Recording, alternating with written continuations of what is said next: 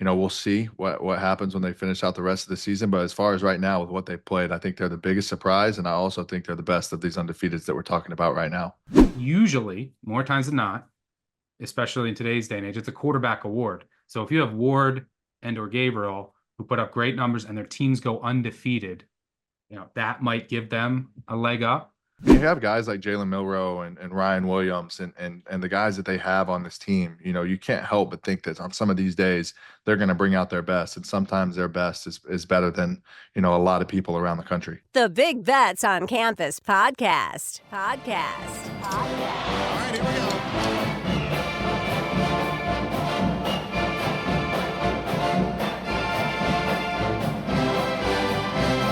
Welcome back to the Week 10 edition of Johnny's Intangibles. I'm Stuckey, and joining me, as he does each and every week, is none other than Johnny Manziel. If you're new to the show, make sure you hit that subscribe and like button.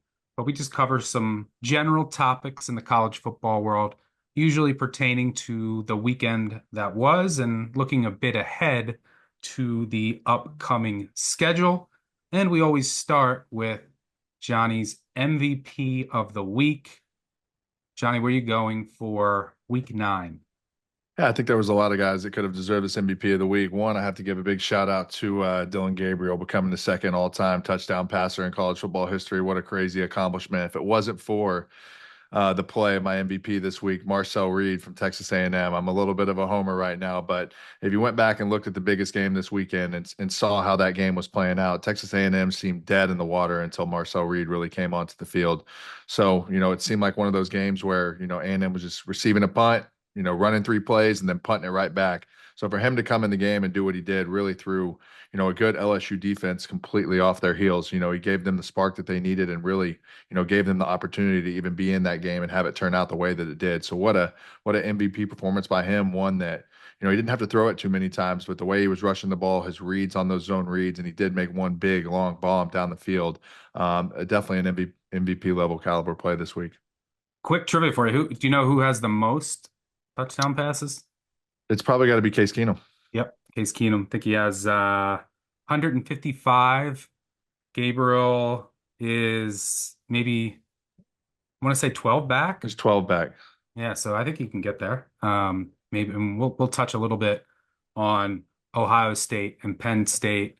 I have to say I had a wager on who you would go with for your MVP, and I did have a lot of money on Marcel Reed. But that's a good place to start.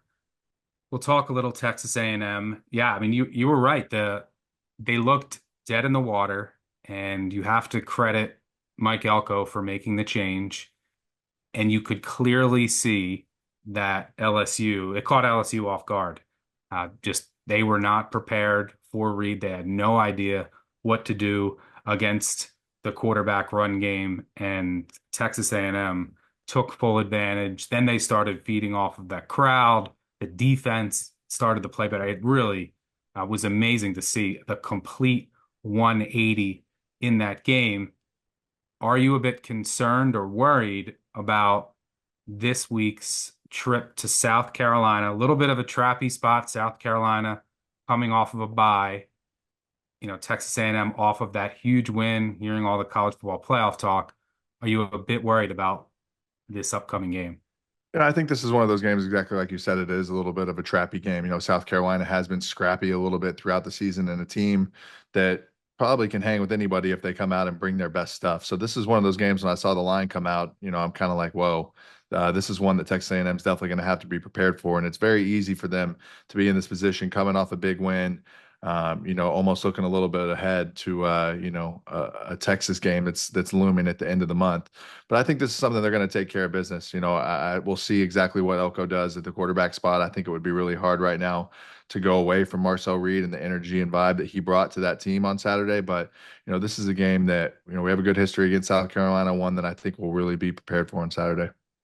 Yeah, you mentioned South Carolina being scrappy. Change, a couple plays, couple calls in the LSU game, arguably should have beat LSU. I think they were up 17 in that game. Yeah. Arguably should have won at Alabama. So this is a team with that defensive front, strong run game, can ugly up a game. Now, do you anticipate Reed will be the guy moving forward? I know that Elko hasn't officially named who will be the starter going forward, but do you think it's going to be Reed, or do you think that maybe it's a week by week thing? There is some benefit to saying, like, look, against Missouri, they didn't know, right? And then it was Wegman. They came out with more of a passing attack, and Wegman looked great. Against LSU, they expected Wegman, weren't ready for Reed. So, like, having that dual offense and the optionality there is partly a benefit. So, like, if some team is shutting down Reed in the RPO attack, it's like, hey, we have Wegman to go to. So how do you expect Elko to handle it, or how would you the rest of the way? Yeah, I think this is one of those things right now where I would anticipate on Saturday Marcel Reed being the guy, but it definitely having a nice, option to be able to go back and forth if they need to. I mean, look at that game on Saturday. It was really couldn't have been as stagnant and then, a spark. So, I would expect it to be Marcel Reed, but you have a very capable guy in Connor Wigman as well. It's just getting to the point where you don't want this Texas A&M to be too one-dimensional, having to rely on running the football too much. All right, I'm going to put you on the spot here. I'm sure we'll talk about this late in the season, but call it right now. Who wins Texas, Texas A&M? Man, I'm really hoping my Aggies are going to pull that game out. I think it's going to be one for the books. Texas obviously has a great team. A&M's undefeated in the SEC right now. I don't want to put too much, put any jinx on them or anything, but I think A&M can definitely win that game. Yeah, the important part about this trip to South Carolina for A&M is that if you drop the game, you're not out of it. But then that Texas game becomes almost like a A play-in. must win. It becomes a Yeah, must win if that happens. And that's kind of how this game against LSU felt. If you drop it, it's against a good LSU team, ranked eighth coming in. So, you're probably going to have to be perfect going throughout. But, this one against LSU for them really gave them a chance. If they can take care of business over the next couple of weeks and get to that Texas game, you have to feel they have a pretty good chance to be able to get into the playoff. yeah, and if they get there with only one win, they still would have a shot with a loss, especially like a close loss, and they finished 10-2. And their losses would be against Notre Dame and Texas. It'll be hard to keep Texas A&M out of the dance, obviously dependent on what happens elsewhere. I, Speaking of Notre Dame, I mean, after they lost at home to Northern Illinois, and that loss continues to look worse. Northern Illinois keeps losing in MAC play, but Notre Dame keeps looking better. Yeah, everyone wrote them off after that Northern Illinois game. So did I. It looks like they're probably destined for a spot in the college football playoff if they can run the table. Hardest games remaining on their schedule, Army, and then a tricky one at USC. But you think they take care of business they're in, right? Yeah, I would think Notre Dame they've gotten a lot better throughout the season as it's gone on. Obviously had a couple mishap or had a mishap early in the season, but this is a team that's playing better football right now. The way they played on Saturday was dominant to say the least. So, the way their schedule lines up right now, if they take care of business and win these next two games, it would be kind of hard to leave them out as well. Yeah, and the thing that Notre Dame has working in its favor, at the end of the day, remember this is a entertainment TV product. Notre Dame has the brand recognition, so I don't think that you can keep an 11-1 Notre Dame. And even though that Northern Illinois loss looks worse, the Texas A&M win at Texas A&M to start the season, that continues to look stronger. And the wins against Army and Navy are going to be stronger than anybody would have predicted coming into the season. There's a good shot that Army is undefeated when they take on Notre Dame. Speaking of undefeated, we have a few surprise undefeated teams across college football that have entered the discussion for a potential place in the college football playoff. You have BYU, Pitt. Both have been a bit fortunate in some close games, but you got to give them their kudos for staying undefeated. And then a team who hasn't been fortunate, although not against the toughest schedule, is Indiana. Can't argue with the results. They haven't trailed for a single second this season. Who are you the biggest believer in? I really think it's Indiana. I think just what they're doing on the offensive side of the ball, they're really moving it. You look at their statistical, you know, categories in all of their offensive stats. They're really, really special on offense, moving the ball and getting the ball into the end zone. I think, we'll see what happens when they finish out the rest of the season. But as far as right now with what they've played, I think they're the biggest surprise, and I also think they're the best of these undefeateds that we're talking about right now. Yeah, and I think a key thing to watch with the Hoosiers, because I mean their offense has been tremendous. They had it was impressive to see them beat Washington the way they did. It's just one pass attempt in the second half. They were able to get their run game going. But I do think that their ceiling is it's just much lower if it's not Kurtis Rourke at quarterback. I mean, he's been playing like one of the best quarterbacks in the country. Taven Jackson can play a little bit, but just not, he hasn't been at that same level as Rourke, and it's hard to be. I mean, not many quarterbacks across the country have been. So how healthy is Rourke? There's a chance that he plays against Michigan State. And, number one, does he return? Number two, how healthy does he look? Because I think that he provides them the biggest ceiling. And it's not like Ohio State. That was a game everyone just said Ohio State's going to blow out Indiana. But Ohio State has some potential issues along the offensive line. That game against Nebraska, they left a lot to be desired. Ohio State will travel to Happy Valley this weekend. Pretty important game for the Buckeyes since they already have a conference loss. Penn State was able to get out of Madison with a win with a big second half, outscored Wisconsin 21-3. There are questions at quarterback for Penn State. I'm sure we won't know if Drew Aller will go probably right up in until kick. Similar vibes with what happened with LSU with Texas A&M and Penn State. Penn State looked, oh man, are they going to lose this game? And then Drew Aller gets hurt, but Pribula comes in and, running that RPO attack, and the defense had a pick six, and there was that little bit of unpredictability factor. Who were you more concerned about, though, Penn State or Ohio State? I think Penn State. I think Drew Aller has been their guy, has been their, rock for their team throughout this year. Obviously sometimes when you get in these games and you have a team scheme for one quarterback throughout the whole week. We saw it a couple times this week, like you said.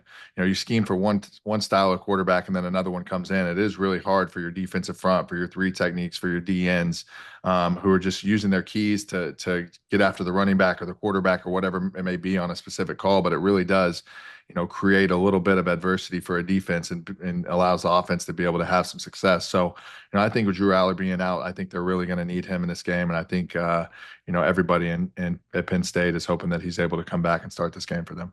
Yeah, I'm sure. I mean, there's really no incentive to reveal, especially with James Franklin. He never reveals any of this stuff. So there's going to be a lot of gamesmanship. And you're really not, from a betting perspective, I'm like, I have no idea. It's going to really come down to opening kick. And you might even see him out there warming up with the ones, and then he doesn't even go in because he's not healthy enough. So that'll be something worth monitoring ahead of one of the biggest games of the weekend. Colorado has been one of the biggest surprises in college football. They lose that game to Nebraska. They get dominated.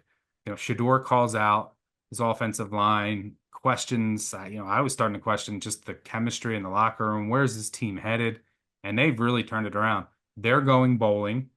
They're still in the conversation for a Big 12 championship. We'll need some help because they lost to Kansas State, but who knows, in the Big 12, probably going to get some more chaos down the stretch. How impressed have you been with Colorado with Shador? And, Travis Hunter had a huge game doing just things we've never seen before on both sides of the ball. How impressed are you with the Buffs? I mean, you have to be impressed. There was a couple times throughout the season where it's been easy to get down on them in some of these situations that they've been in, especially the Nebraska game. The Kansas State game, they had every chance to be able to win that. I think the way that Deion's built this program and the guys that he has in there, you can't help but look at and just be like, wow, he's got guys, on the field that can really play. He's got this program from where it was before to where it is now. So I think it couldn't be more impressive. Obviously. They still have some work to do to be able to maybe win this Big 12 and need a little bit of help. But, at the same time, you have to look at it and have some respect for what he's done there. Yep. Bama got a big win, a much needed win. They lost that game. They were pretty much done. Going to have I would assume, an elimination game against LSU coming up in 2 weeks. Any thought to, I've seen some people say Alabama is back. I still have my concerns. I think that was just more about Drew Pine playing for Missouri and their completely inept offense. Look, we've seen Alabama at times this year be really, really good, and we've seen Alabama at times this year be really, really bad. So, I mean, I think it's just kind of one of those things that what kind of Alabama are you going to get that day? They haven't had the level of consistency that we're used to and that they've had in the past. But I know that if you would ask Alabama fans right now, if they were going to come down and have their season come down to a battle and a showdown against LSU here in a couple weeks, I think they'd be okay with that if they can win that game and somehow try and sneak their way back into the conversation. Yeah, I just need to see more consistency against a more competent opponent When you than have guys like Jalen Milrow and Ryan Williams and the guys that they have on this team, you can't help but think that on some of these days they're going to bring out their best, and sometimes their best is better than a lot of people around the country. yeah, and I don't think that Jalen Milrow was fully healthy. He's been just getting hit so much. So I think that this a break could really help the Tide, and we could see him look much better and his legs potentially unleashed against LSU in a quasi playoff game. Speaking of quarterbacks and legs, a performance that went a bit under the radar this weekend was Kyron Drones for Virginia Tech. He had a passing touchdown, a rushing touchdown, and a receiving touchdown for a Virginia Tech team that has turned around its season after a lethargic start. Similar thing happened last year after a very slow start with the Hokies. But I have to ask you, I don't think you've ever had an official reception in college or the NFL. How close have you been? Have you ever had a play drawn up for you, or were you begging to get one in there that you were running through in practice? Yeah, I've definitely had a couple times where I've had some plays drawn up for the quarterback to be able to catch a pass. I think anytime you have that happen for you, it's just one of those things that you just can't wait for it to happen. So there was probably about one of our main staple plays whenever I was in high school was like a little fake option. It gets reversed and running down the sideline, and it works for us like perfection. I probably caught 2 or 3 touchdown passes on this thing throughout my high school career. I know Kingsbury during my Heisman year tried to get me a couple receptions to try and add to the stat sheet. And then I had a time whenever I was in Cleveland where Kyle Shanahan put me on the sideline and kind of had me act like I was coming in for a play and then come off and I'm still on the field on the sideline and then run a go route. So, anytime you're a quarterback and you get the opportunity to run a route and pretend like you're a receiver and go make a play, I know it's something that lit me up throughout the times that I got to do it throughout my career. Wait, did you run that in an actual game, the go route for Cleveland? Yeah, What ended up happening? In Cleveland, we had a running back that didn't get set. He was in the pistol, and right before the ball was snapped, thought he should be right next to the quarterback. So we ended up having a guy moving while the ball was snapped. But I ended up catching him, probably got a 30 or 40-yard game, but it got negated by penalty. So it's one of those things I kind of Oh, look you back did at catch now. And it? I did catch it, but it got That's an negated by unofficial penalties. catch in an NFL game. It's an unofficial catch. Wow, didn't know that. That's a cool story. All right, then touching on the Heisman real quick, Heisman update. Looks like as of right now, things can change. Things have been changing on a weekly basis. As of right now, it's primarily a 4-man race. You have Ashton Genty, Cam Ward, Dylan Gabriel, and then Travis Hunter, whose odds really were on the move after last weekend. Who do you favor right now, and where do you think this race is headed? I mean, this race throughout the season, as we watch it kind of week in and week out, is kind of flip-flopped around. I mean, I know a couple weeks ago we're looking at Ashton Genty and talking about how this guy, somebody's going to have to come and take it from him. I think Dylan Gabriel's done a really good job over the last couple weeks, obviously getting the win against Ohio State and playing the way that he did. I think obviously him right now making an absolute surge in the odds-on favorite. But if I'm looking at 2 people here, I think Cam Ward is obviously a guy that's playing electric week in and week out, a guy that really is having an unbelievable season. But for me, I still think I'm looking at Ashton Genty. I still think the way that he's running the ball, the numbers that he's put up, he's obviously a little bit off pace from where he was a couple weeks ago. But this is a great race right now, and one that seems to be a little bit better whenever we have more guys in the thick of it. So, everybody on this list very capable with some big spots ahead to be able to go and make a move. And as we get later in the season, I think it's gonna get exciting. Yeah, I think it's going to be super tight throughout. I mean, Genty's going to have some real much weaker opponents than UNLV coming up, where he'll have a chance to put up some monster numbers. Like, does he get to the 2,500 mark? Does he, flirt with Barry Sanders' records?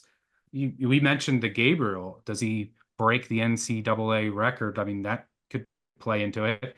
And then you have Ward who's putting up, video game numbers, and it's usually more times than not, especially in today's day and age, it's a quarterback award. So if you have Ward and or Gabriel who put up great numbers and their teams go undefeated, that might give them a leg up. So we'll see if because part of it's going to be team success, which is also what has helped Travis Hunter. How successful can Colorado be? I mean, do they get to 10 wins? That wouldn't hurt. Can Hunter stay healthy, continue what he's doing on both sides of the ball, and then have a couple just like monster performances, just a couple more 2-3 touchdown games and then continue playing well on the defensive end? He's going to be right there. So yeah, I think that there's a lot more to come, and this should be a very tight race right until the end. So I'm looking forward to watching it throughout. And before we close up here with Halloween right around the corner, I'll ask you, Halloween, overrated or underrated? I think Halloween is probably perfectly rated. Halloween is one of the best times of the year. I think probably one of my best moments was whenever I was in college in 2012, getting a chance to dress up as Scooby-Doo and go out and hit the town and kind of, enjoy the Northgate scene in College Station and be able to, during a season that was going so well and one that we were grinding out, to be able to go out on a Halloween night and be able to have some fun is one that kind of still lives in a little bit of infamy in College Station. Yeah, I was going to mention that was probably your most memorable costume. When I was in college at GW in DC, I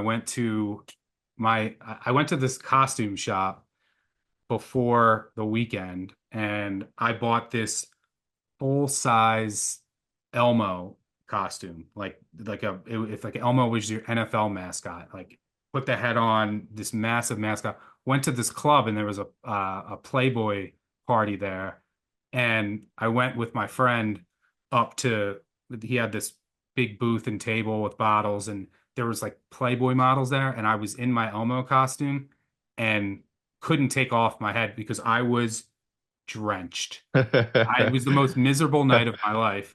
And I was like, I can't take this off in front of people. I was literally soaking wet all over, and it was so putting it on was cool. And then but once I went out, I regretted that decision hard. I mean, it was literally a full mascot suit. So yeah, that wasn't the most fun I've ever had out, but definitely the full helmet to have on is kind of tough. You can't imagine what some of these mascots are going through on a Saturday on a college football field, especially in somewhere in the South. It's got to be absolutely brutal. Yeah, it was miserable. All right, well, that'll do it for week 10 of Johnny's Intangibles. Make sure you tune in next week for week 11 after another big college football weekend. Again, make sure you hit that subscribe and like button. Thanks again, Johnny, and I'll see you later in the week. Appreciate you, Stuck. Cheers.